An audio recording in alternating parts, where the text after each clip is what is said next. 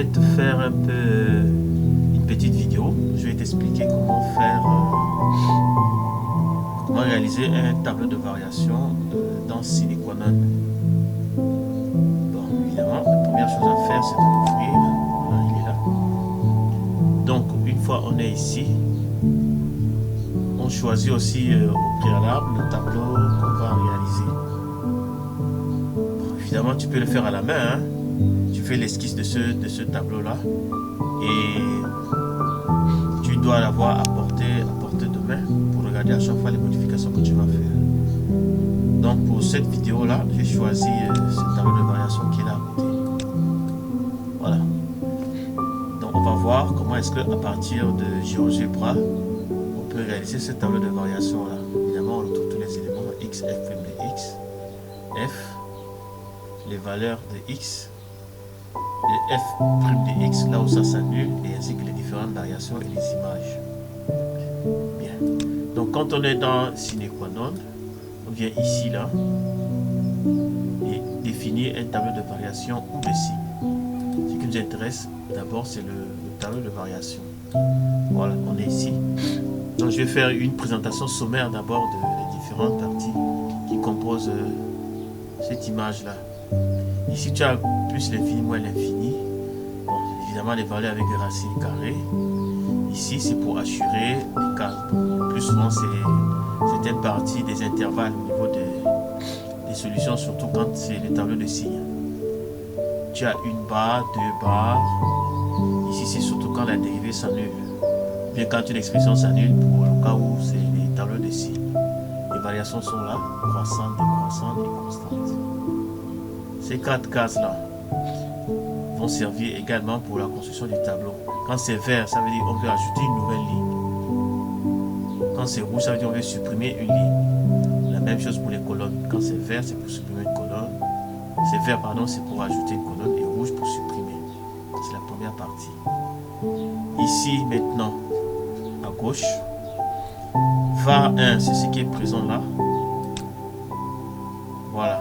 Tu as un exemple de tableau de variation ici. Donc j'ai appuyé var 1. Et ce tableau de variation qui est là, ces éléments sont ici là. Le x, c'est-à-dire la première ligne et la deuxième ligne. Le x avec sa ligne et le f de x avec sa ligne également. Donc les infinis, 5, infini encore, infini, 5, infini. La croissance est là.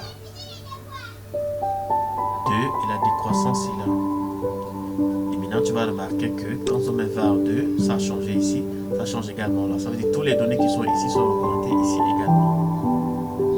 Maintenant l'objectif c'est de choisir un tableau qu'on peut modifier à souhait.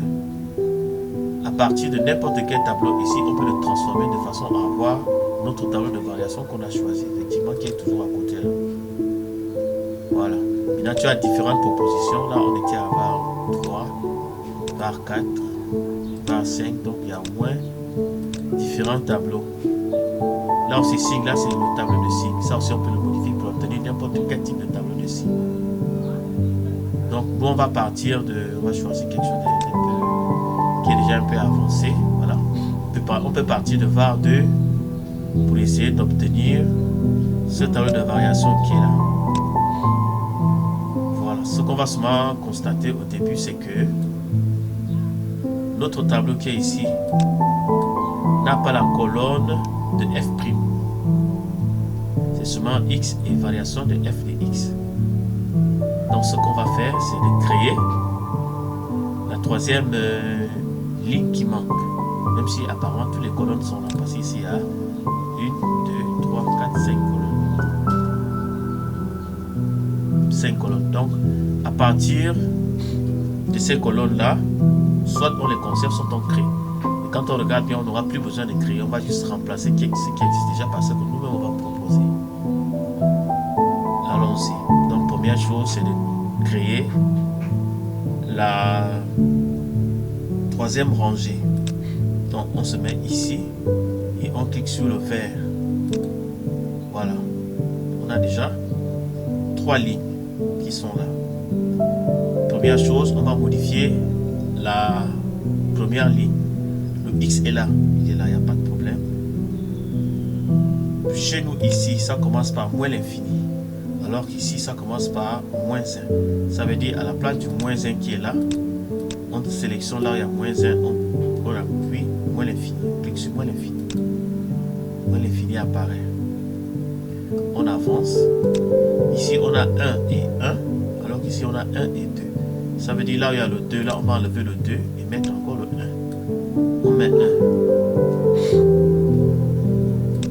1. Ici, on a fixé 1, il reste plus l'infini. Donc, à la place de 4, le 4 qui est là, on va mettre plus l'infini qui est ici. On met plus l'infini qui est là. Voilà. On a terminé avec la première ligne. Maintenant, au niveau de la deuxième ligne, on a f' de x avec tous les signes et là où ça s'annule également. Qu'est-ce qu'on va faire?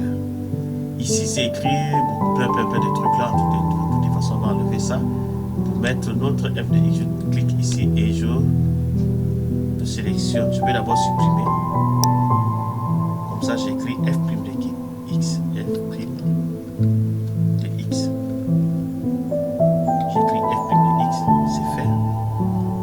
Après f' de x, il y a le signe qui est là. Donc, à la place de ce 0 là, j'enlève le 0 parce qu'on n'en a pas besoin pour le moment. Je mets les variations, je mets le signe plus ici, entre les deux points par-ci, 2 points par-là, je mets le signe plus. Voilà. Après le signe plus, là au-dessous du 1, que ça s'annule, ça veut dire j'enlève le 4 et je mets là où ça s'annule. Ici, je clique ici là. Ça veut dire en dessous du 1, ça s'annule. Je fais la même chose avec l'autre 1 qui est ici.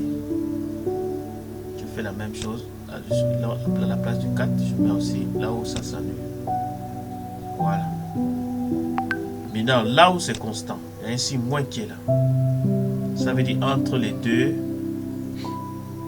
ça s'annule ici, ça s'annule là. Maintenant, au milieu des deux là, je mets le signe moins. J'appuie moins. Ok.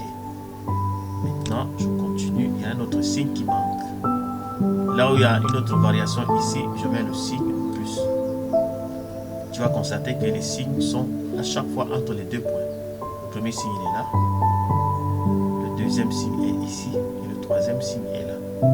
Ça veut dire que je me suis trompé parce que je vois plus ici, donc c'est moins qui doit être là. Moins.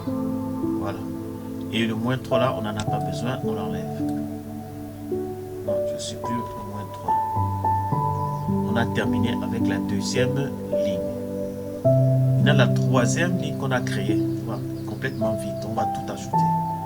On démarre par f de x. F de x. Après f de x, j'ajoute la barre qui est là. Parce qu'il y a déjà les barres qui commencent là. J'ajoute la barre qui manque. Je mets la barre. Et ça commence par moins l'infini. C'est-à-dire la limite. Moins l'infini, ça commence par moins l'infini. Je regarde là où il y a l'autre infini là. Je clique ici. Et j'ajoute moins l'infini. Voilà. Les variations sont pratiquement au même niveau que le signe plus que j'ai mis en haut. À ce niveau-là. Donc je regarde là où il y a le signe qui est là. Entre les deux points. Je mets également les variations. Pour notre tableau, ça croît. Donc je place le curseur ici et je mets la croissance. Ça veut dire ça croît. Après cette croissance-là, ça va jusqu'à 3. Ça veut dire le 1. Le 1 s'annule au niveau de f' et son image c'est 3. Je regarde aussi là où c'est aligné. Le 1, c'est ici. S'annule là. Ça varie. Attention, il ne faut pas l'avoir sur ça. Tu regardes les deux crochets qui sont ouverts. L'intervalle semble ouvert. Maintenant, c'est ici aussi qu'on vient placer notre 3. On va voir l'image. Voilà. Ça, c'est maintenant aligné ici. Maintenant, on regarde. La fonction décroît maintenant entre les deux 1. La fonction décroît. Le premier 1 là, le deuxième 1 là. là où il y a le signe point, c'est là où on met les croissants. La fonction décroît. Maintenant, ça décroît jusqu'en -1. Ça décroît ici. Le 1 est là, ça s'annule ici. Ça veut dire le -1, on le met là. L'image de 1. Voilà, on a mis -1 ici. On continue. Le signe est positif, ça croît. Le signe est positif, ça veut dire que ça doit croître ici. On met la flèche. Ensuite, j'ajoute la dernière limite plus l'infini à la fin. Donc, plus l'infini. Voilà. Normalement, tous les éléments qui composent notre tableau de variation de départ sont déjà ici. Pour les visualiser maintenant, tu viens à dessiner un tableau. Tu cliques ici et tu as l'aperçu. Voilà. On obtient notre tableau de variation qui est pratiquement la même chose qui est là. On regarde la comparaison, FPPX. Voilà. Donc on vient de réaliser exactement le tableau de variation qui est ici. À partir des signes panneaux. Maintenant, on a le choix, soit on fait directement par capture. Moi, j'utilise souvent la capture d'écran. C'est ce que je prends le plus souvent. J'ai déjà mis ça pratiquement ici, la capture d'écran. Ça veut dire quand j'ai envie de faire une capture, je prends ça directement ici, là. Parce que j'ai mis ça sur le bureau pour que ce soit facile. Donc, je mets nouveau. Et c'est à partir de là que je peux prendre mon tableau de variation. Et là. Et je l'enregistre dans mes images. Je peux aller prendre ça facilement pour amener ça dans Publisher, dans Word, tout ce que je veux. Voilà. Donc je peux l'enregistrer, capture, enregistrer. Là, on met ça, capture 1 par exemple. Donc, je mets enregistrer. Voilà. Ça veut dire notre tableau de variation a déjà été enregistré dans les images. Je peux maintenant aller le chercher là-bas. Simplement. Voilà un peu pour cette vidéo. Bon, déjà que la capture, tu m'avais déjà dit que tu connais déjà comment prendre directement sur l'écran. C'est ce qui est un peu plus facile. Quand bien même, je peux aussi venir à